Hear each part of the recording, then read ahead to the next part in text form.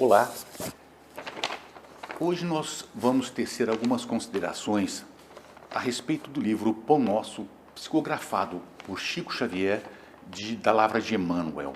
Esse livro é da coleção Fonte Viva, que tem os livros Caminho, Verdade e Vida, Pão Nosso, Vinha de Luz e Fonte Viva.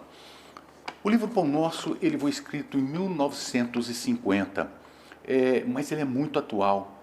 Essa mensagem, que é do capítulo 51, Socorre a Ti Mesmo, ela nos fala sobre as doenças, as curas da enfermidade.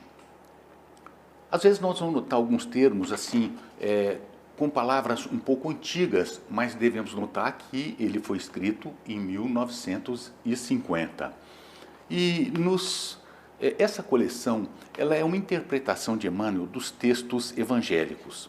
E nessa passagem do capítulo 51 do livro Pão Nosso, nos fala, pregando o evangelho do reino e curando todas as enfermidades. Mateus capítulo 9, versículo 35.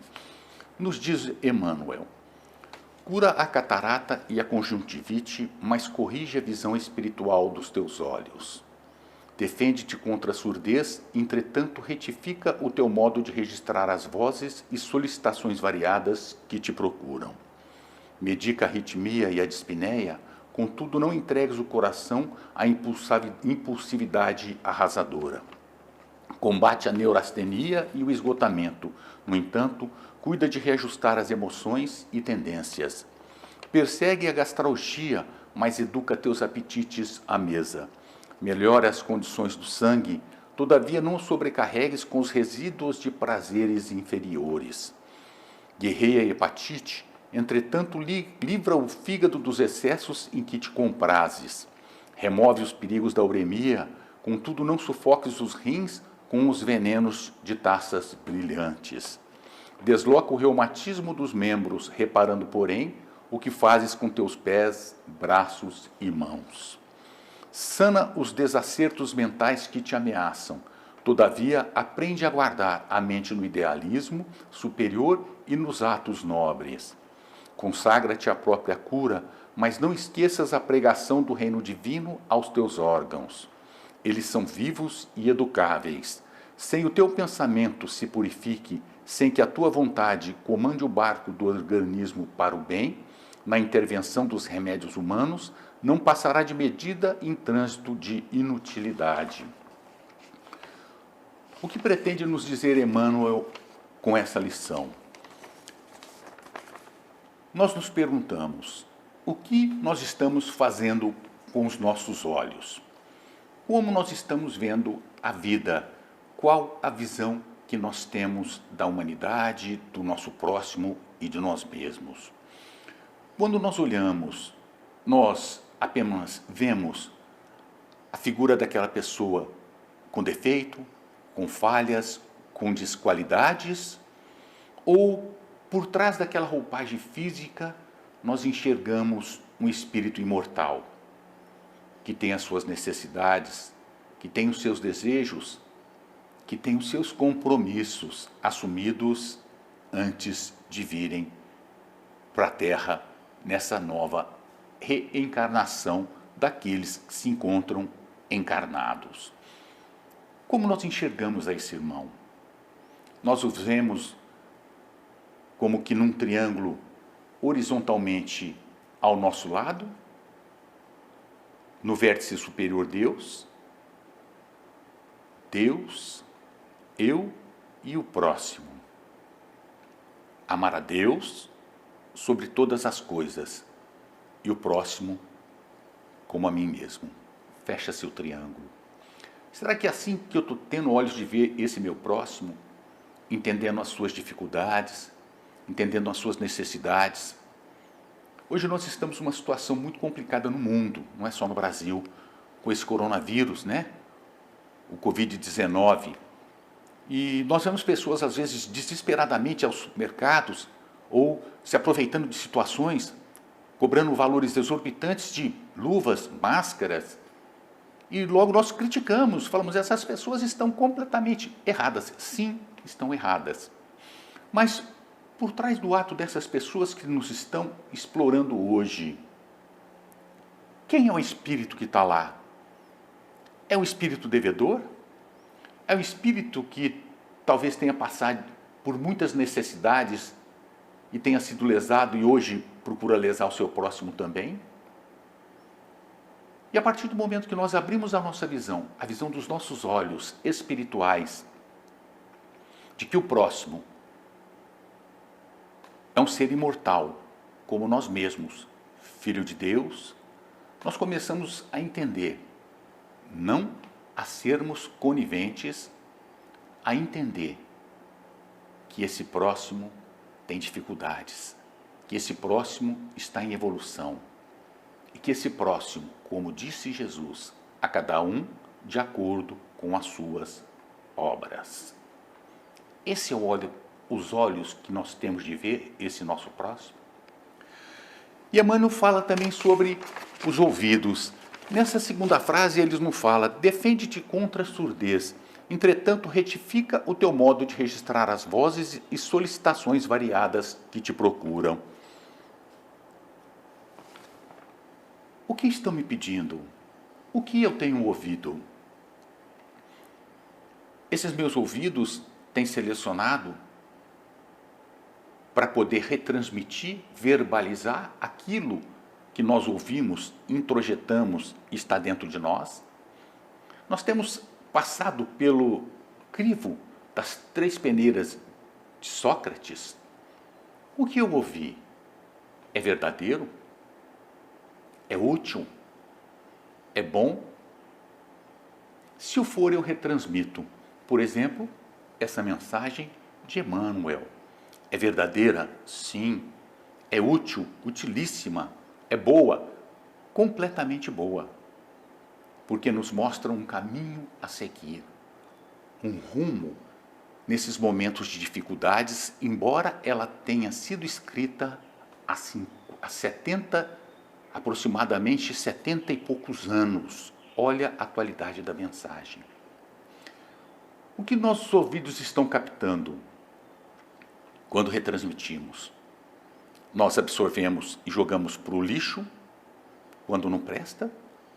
Ou nós partimos para a maledicência? Um dos males que avassala a humanidade é a maledicência. Fala mal do próximo.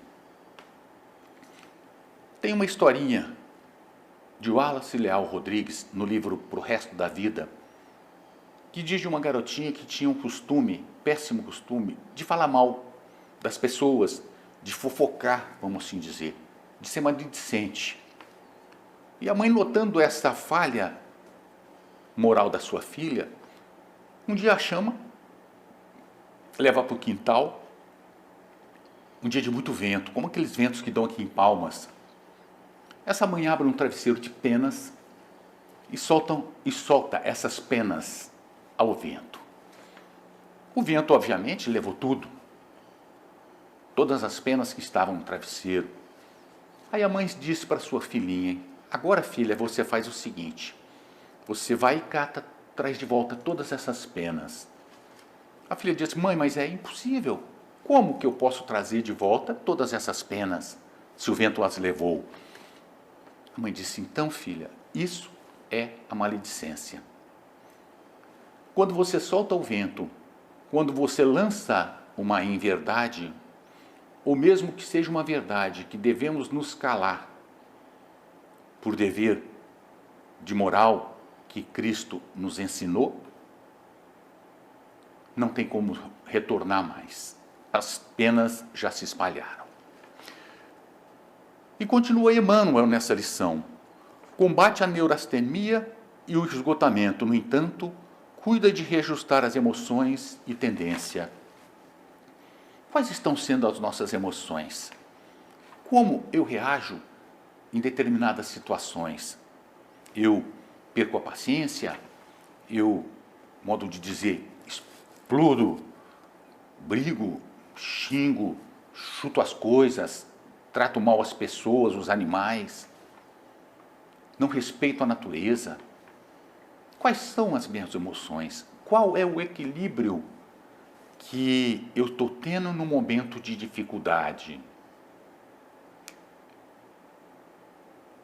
Aí nós começamos a fazer uma análise de nós mesmos e notamos que tem determinados momentos nos referidos simplesmente à raiva, uma das emoções negativas que nós temos, que a gente pede ter uma reação assim que nos assusta depois que passa e nos arrependemos. Mas qual é a origem? É o espírito. Nós somos a origem dessas emoções negativas. O que nós temos que trabalhar a nós mesmos? Emmanuel diz que a raiva é uma tempestade de consequências que não tem como se medir. Consequências imprevisíveis. Quando nós estamos nesse momento de raiva, nessa emoção forte, nós sentimos o nosso corpo todo abalado. As nossas mãos tremerem, gelarem. Nós começarmos a sentir o estômago ruim, ou seja, essa tempestade afetou todo o nosso universo físico, o nosso corpo. Como nós estamos tratando as nossas emoções? Principalmente em momentos de tanta dificuldade como nós temos passado atualmente, em que as emoções estão praticamente todas descontroladas. A doutrina espírita nos explica a respeito dos fluidos, e nós estamos banhados nesse fluido em que hoje a humanidade toda da Terra, porque a humanidade toda não está só na Terra, mas da Terra, está praticamente descontrolada. Qual é a emoção que nós temos trabalhado? Quais são as tendências que nós temos trabalhado neste momento? Entrado no rol dos desesperados ou daqueles que, mesmo sabendo da seriedade, da dificuldade destes momentos, se equilibra para poder dar equilíbrio a si mesmo, ao seu próximo que está mais próximo e aos próximos mais distantes? Como eu estou encarando? Como eu estou enfrentando esta situação? Quais são as emoções? Eu parto para o desespero ou para o equilíbrio, tentando ajudar e não piorar a situação? Olha a atualidade da mensagem de Emmanuel. Ele fala também: persegue a gastralgia, mas educa teus apetites à mesa. O nosso organismo físico nos dá os limites. Quando nós chegamos no limite que já estamos saciados, ele nos avisa. Mas nós continuamos a encher o nosso estômago, até passar mal. Mas essa lição de termos passado mal, ela não nos educou. Ela não nos educou. Hoje eu passei mal, tomei o antiácido, está tudo bem, está ótimo, eu estou bem. Mas amanhã eu faço a mesma coisa. Depois da manhã a mesma coisa, depois da manhã a mesma coisa, e depois da manhã a mesma coisa. Aí eu vou fazendo. Todos os dias, todas as horas, eu vou fazendo. De repente eu estou com uma gastrite, com uma úlcera e uma doença ou câncer. Porque eu fui enchendo o meu estômago sem necessidade. Não só do alimento físico, mas do alimento mental desequilibrado. Refletiu no nosso estômago, nos dando uma doença muito complicada de se sair. E continua a lição. Melhoras as condições do sangue, todavia não sobrecarregue com resíduo de prazeres inferiores a nossa mente, jogando para o sangue tudo aquilo que nós pensamos, tudo aquilo que nós fazemos e as formas equivocadas pelas quais nós agimos. Guerreia hepatite, entretanto livra o fígado dos excessos em que te comprazes. Hoje nós temos remédios que curam hepatite C, Isso eu digo por experiência própria. Eu estava com hepatite C há 30 anos, porque foi feito o genótipo, me foi passado por uma médica, muito gente boa, um remédio canadense, fornecido pelo governo. 3 meses de uso, a hepatite foi curada. Quem pensaria nisso há algum tempo, ou alguns anos? Jamais, jamais pensaríamos nisso. Mas aí, eu não cuido, eu não me cuido. Eu continuo errando. O que acontece? O meu fígado, obviamente, vai reagir. Não sei se numa forma de hepatite ou o que quer que seja, mas ele vai reagir de uma forma negativa, me prejudicando, porque eu o prejudiquei. É a forma pela qual eu estou levando a minha vida. Como eu estou levando a minha vida? Remove os perigos da uremia, contudo, não sufoque os rins com os venenos de taças brilhantes. Não sufoque os rins com venenos de taças brilhantes. Nesse momento tão difícil da humanidade, tão conturbado, nós sentimos na cidade o cheiro de churrasco. Eu precisei abastecer o carro, então a gente precisou sair. Nós não temos saído, tanto é que nós estamos aqui em casa fazendo esta exposição. Precisamos sair para poder abastecer o veículo. E você passa nas quadras, cheiro de churrasco, som alto, pessoas gritando, como se não tivesse ocorrendo nada. Como se tudo tivesse bem, que tivesse tudo tranquilo e que não houvesse problema nenhum. Com certeza com bebida também. Sobrecarregando os seus rins. Depois dá um problema, a culpa é de Deus. Desloca o reumatismo dos membros, reparando, porém, o que fazes com teus pés, braços e mãos. Como eu tenho caminhado? Tenho caminhado com prudência?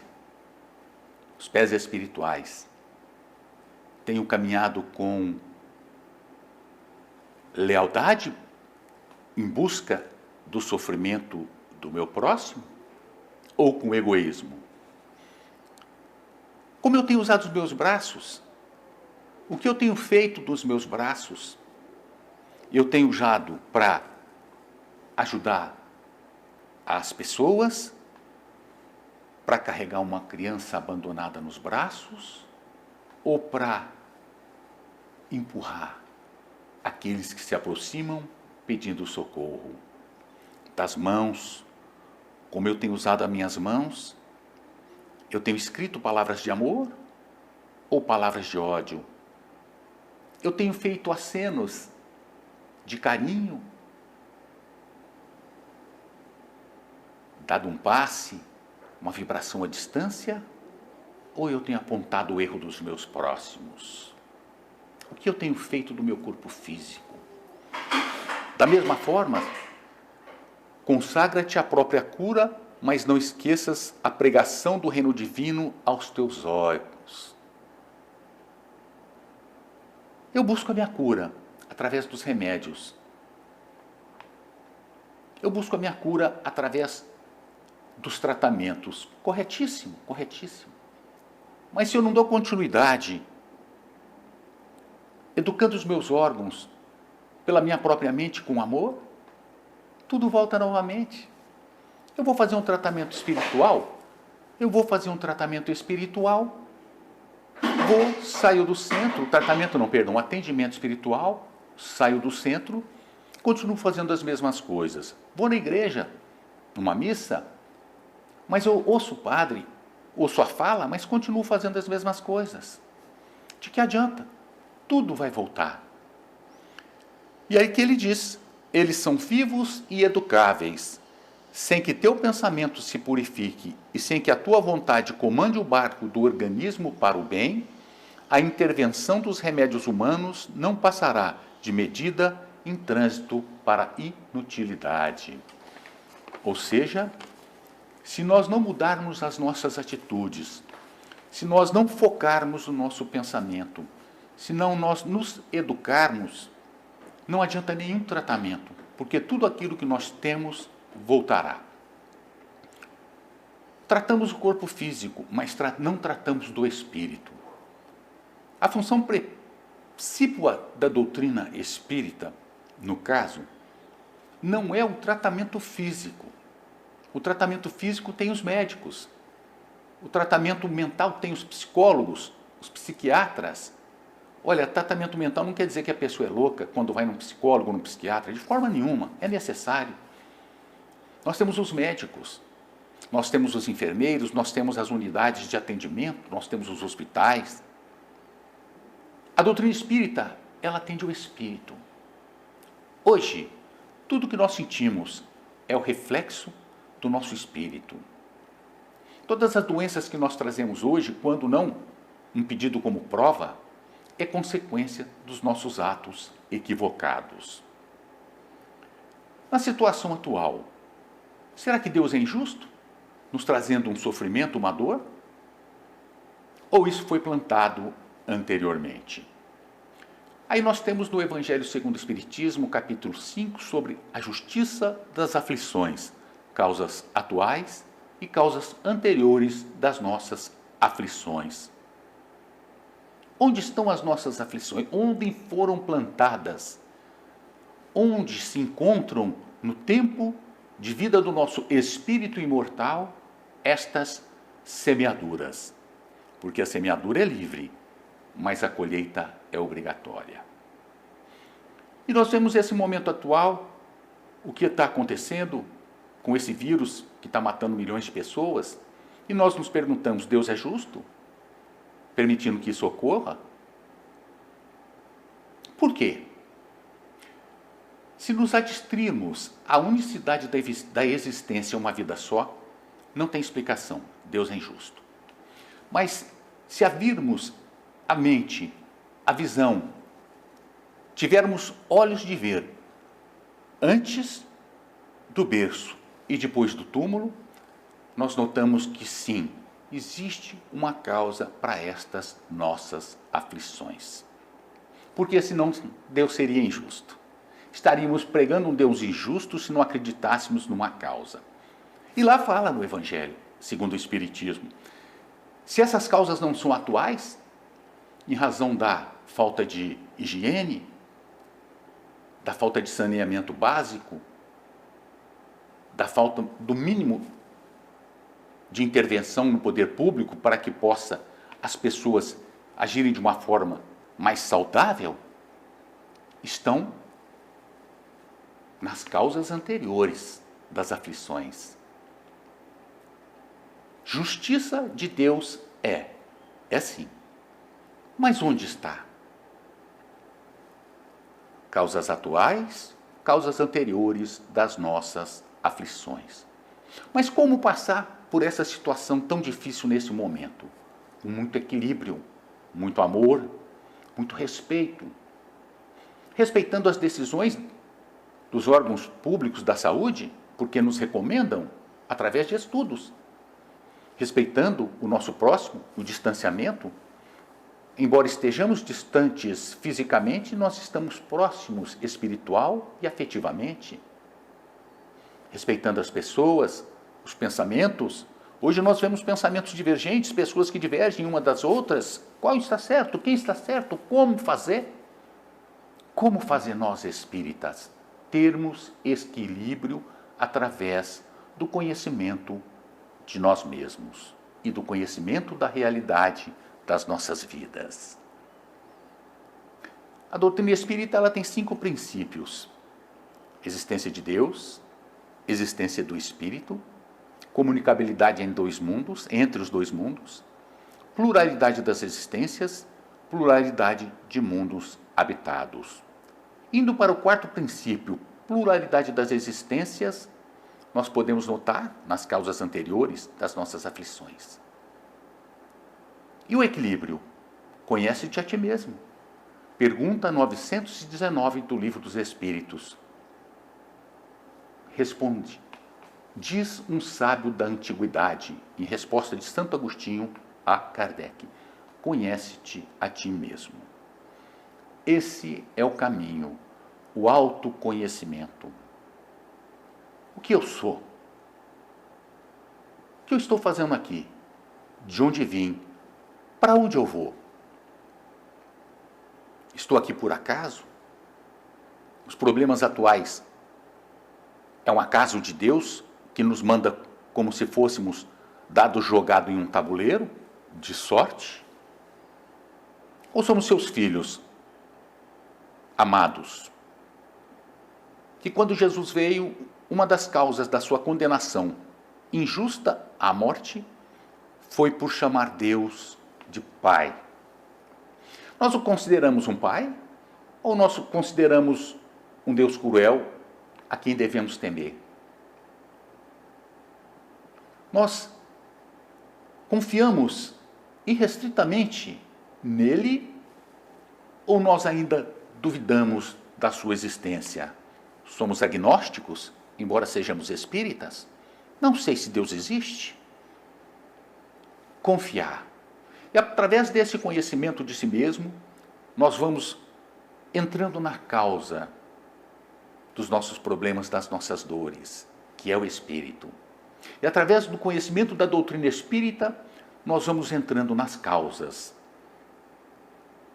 atuais e anteriores das nossas aflições. Sabendo que nós somos espíritos imortais, filhos de Deus. E hoje as dificuldades pelas quais nós passamos são passageiras. Tudo na vida passa. Tudo na vida passa. Só o Espírito permanece. E para finalizar, Chico, no auge do desespero das suas dores, das suas dificuldades, Emmanuel foi conversar com Chico, isso nos é contado, para poder consolá-lo. Ele falou, não, Emmanuel, o que eu queria é uma resposta não sua, mas da Dona Maria de Nazaré, a mãe de Jesus, para que me explicasse o porquê dessa dor, desse sofrimento. Emmanuel falou, Chico, tá certo, eu vou tentar. Conversou com a assessora da Maria de Nazaré, eles têm assessores também. E esses assessores são escolhidos mas por mérito. E daí um tempo vem a resposta. Emmanuel chega, Chico, tem uma resposta da Maria de Nazaré. Chico ansioso, mas o quê? Emmanuel lhe disse, isso também passa. Isso também passa. Tudo isso que estamos passando por este momento também passa. Só devemos ter equilíbrio, confiança irrestrita e absoluta em Deus. Pedir força aos nossos espíritos protetores, ao nosso anjo da guarda, pedir força a Deus, que nesses momentos de dificuldade, Ele está ao nosso lado e, na verdade, nunca nos abandonou. Essa é a minha fala do dia. Muito obrigado a todos, de ambos os lados da vida. Muito obrigado.